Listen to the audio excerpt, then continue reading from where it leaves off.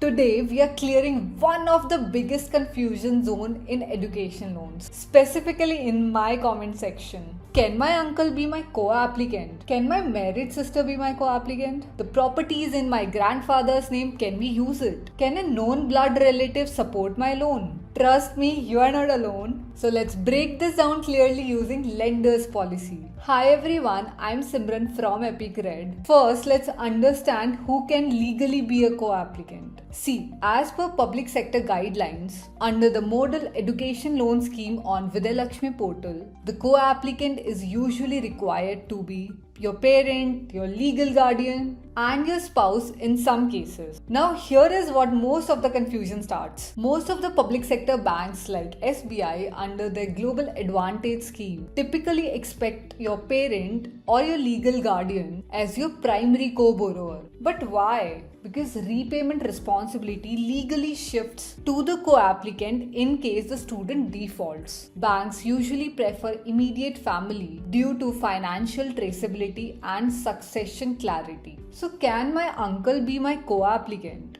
Short answer, usually not the primary co-applicant in the case of public sector banks. But when it comes to NBFCs and the private banks, they may consider your uncle, aunt, elder sibling, and even father-in-law. But this is assessed case by case based on the income stability, CIBIL score, relationship proof, and the overall loan risk. It is not an automatic approval. And here is what most of the students miss. Even if the extended family is allowed, lenders may still require your parent to be part of the loan structure in some capacity. So don't assume that replacing your parents is always possible. Now let's talk about the property ownership confusion. And this is where things get even more complicated. Students usually ask, the property is in the name of my grandparents, can we use it as collateral? Technically yes, but only if the legal owner agrees and the title is clear. Lender requires clear ownership documents, no legal disputes, owner to be a co-borrower, and the property valuation and legal verification. If the property is jointly owned, every co-owner must sign. And if the property is agricultural land,